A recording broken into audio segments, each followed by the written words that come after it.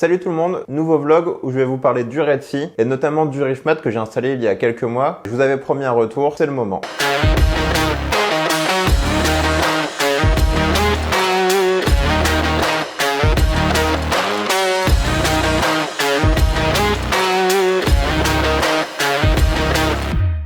Bon, le Red Sea, c'est mon premier bac sur la chaîne, ça remonte à 6 ans maintenant, je pense. C'est un bac qui m'a toujours satisfait, qui a toujours été stable. Peu importe où je l'ai mis, combien de fois je l'ai bougé, il a toujours été stable, toujours été là, tout le monde va bien dedans, donc il y a eu plusieurs versions. Dernièrement, j'avais installé du coup le matériel Red Sea, à savoir en premier la rampe LED, puis le Reef Mat et la Reef LED. Donc là, je vais vous parler du Reef Mat, car ça fait plusieurs mois que je m'en sers. Pour ceux qui ne le connaissent pas, donc c'est un filtre à rouleau automatique, donc l'eau de la descente se déverse directement dessus et est filtré par un média qui est enroulé autour d'un rouleau et qui est récolté une fois sale sur un autre rouleau. Donc à l'utilisation, à la mise en place, vous l'avez vu, ça a été assez simple. À l'utilisation, ça l'est tout autant. Je m'en suis pour ainsi dire pas occupé. Il a toujours fait le taf. C'est un produit qui est super. Il s'est jamais déconnecté. La seule déconnexion que j'ai eue, c'est quand j'ai changé d'opérateur internet et il m'a suffi de le supprimer de mon espace ReefBeat, donc l'application Red Sea, et j'ai refait l'installation, donc à savoir appuyer sur le bouton sur l'appareil, le Wi-Fi se reconnecte, je fais rajouter l'appareil sur l'application et taper le mot de passe du Wi-Fi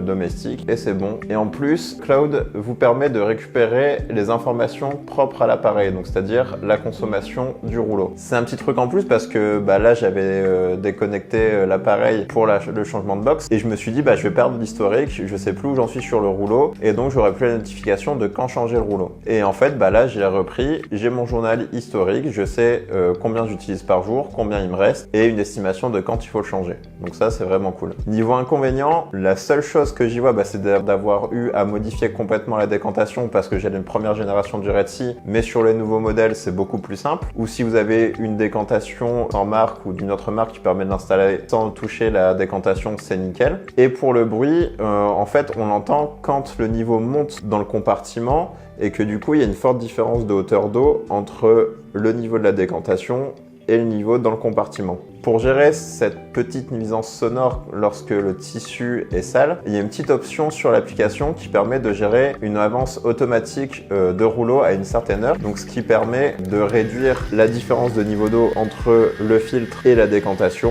Et du coup, par exemple, si vous faites régulièrement, le fonctionnement continue à être discret. Le bruit du moteur, on l'entend, ça dure 2 secondes, le temps qu'il propose du nouveau rouleau, rien de plus. Donc c'est vraiment insignifiant sur l'utilisation à long terme.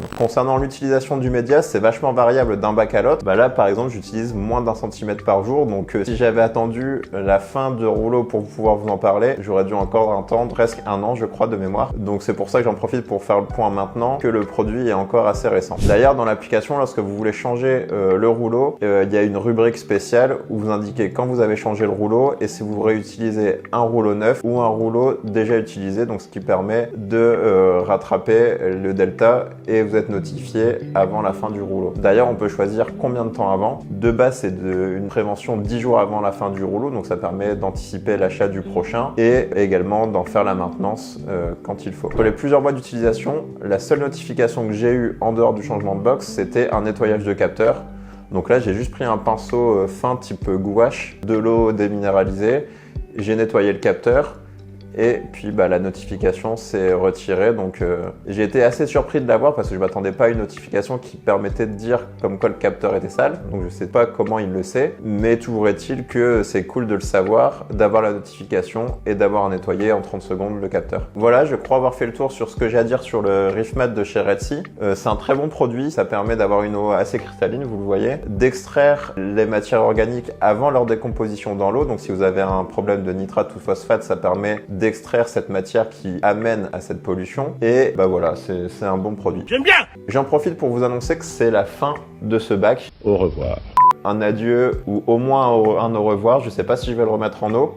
J'ai tout simplement l'opportunité de démarrer un bac un peu plus grand, pas énorme, mais ça permet déjà aux coraux qui se touchent comme le filia qui brûle les toséris ou les zoanthus derrière, ou le pectinia qui chatouille le blastomussa sur le support à côté, d'avoir un peu plus de place et tester d'autres matériels. Je pense que je vais réutiliser pour l'instant l'éclairage, parce que je vais réutiliser l'éclairage qui est sur le Zoa Paradise sur le nouveau projet, et également la pompe doseuse pour le 60 litres. Ça me permettra de faire le tour du matériel, donc la pompe doseuse, j'en parlerai après plusieurs mois d'utilisation également. Je vous remercie pour votre attention, pour votre soutien. C'était cool les dernières réactions sur le vlog du 60 litres sur les détritivores. J'en attends sur cette vidéo si vous avez des questions.